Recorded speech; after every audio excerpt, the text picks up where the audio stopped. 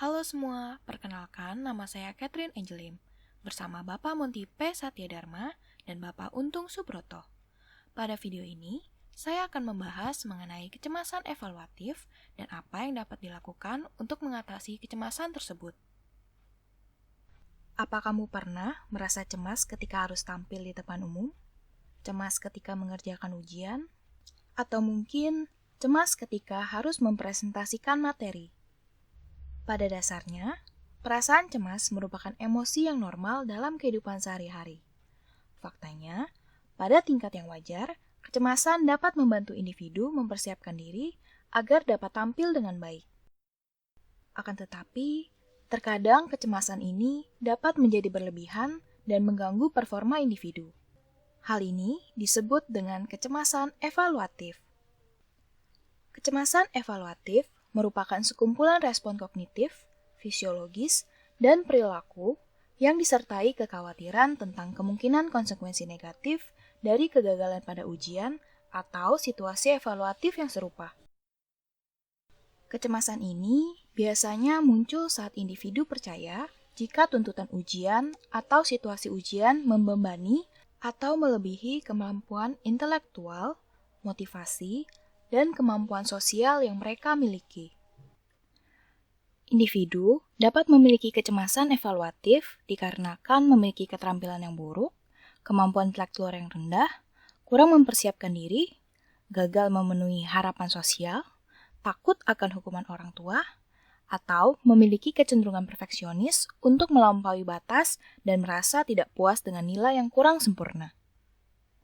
Selain itu, individu dengan kecemasan ini biasanya memiliki ambang ketahanan yang rendah akan kecemasan dalam situasi evaluatif dan cenderung merespon dengan reaksi emosional yang intens saat menemui tanda kegagalan pertama. Sehingga, walaupun individu memiliki kemampuan dan pengetahuan yang memadai untuk berperforma dengan baik, kecemasan yang berlebih ini dapat merusak kinerja mereka. Dampak lanjutnya, kecemasan evaluatif dapat menyebabkan prestasi sekolah yang rendah, mengganggu kompetensi dan efikasi diri, atau menyebabkan kecemasan yang lebih lanjut. Gejala kecemasan evaluatif dapat terjadi secara fisik, perilaku dan kognitif, serta emosi. Gejala fisik umumnya berupa jantung berdebar-debar, berkeringat, gemetar, mual, sakit perut, atau pada kasus yang lebih parah dapat menyebabkan individu jatuh sakit. Gejala kognitif dan perilaku dapat berupa menghindari situasi evaluatif, fidgeting, kesulitan berkonsentrasi saat ujian, negatif self-talk, atau menjadi blank walaupun sudah mempelajari atau mengetahui jawaban dari pertanyaan tersebut. Dan yang terakhir, gejala emosional dapat berupa memiliki kepercayaan diri yang rendah, perasaan putus asa, merendahkan, atau marah terhadap diri sendiri. Kemudian, apa yang bisa dilakukan? Beberapa hal yang dapat kita lakukan adalah sebagai berikut. Pertama, pastikan diri kamu siap sebelum tampil atau menjalani ujian.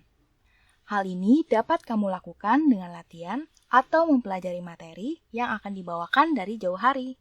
Jangan menunda sampai malam sebelumnya. Jika diri kamu siap, hal ini dapat meningkatkan rasa kepercayaan diri dan juga mengurangi kecemasan yang kamu rasakan.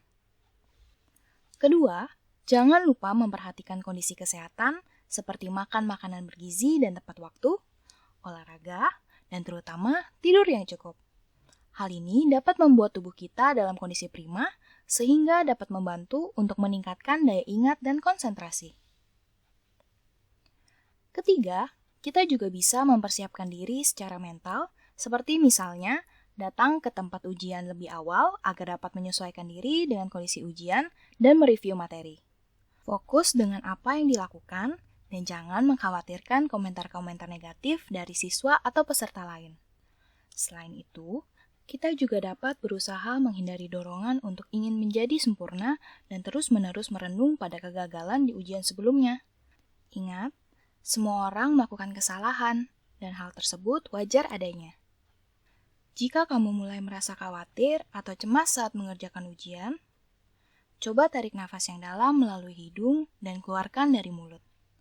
Hal ini dapat membuat tubuh kita mendapatkan oksigen yang cukup, sehingga membantu untuk fokus dan memberikan rasa tenang.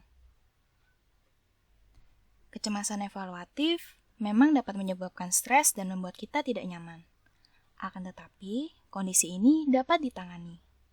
Kamu bisa mencoba beberapa metode tadi untuk membantu menangani dan menurunkan kecemasan yang kamu rasakan. Jika kamu merasa kesulitan menangani kecemasan evaluatif yang kamu rasakan dan mulai mengganggu aktivitas, performa, atau bidang akademik, kamu dapat menghubungi guru BP, konselor, atau praktisi kesehatan mental lainnya agar dapat mendapatkan penanganan yang lebih lanjut. Terima kasih sudah menonton video ini. Semoga bermanfaat.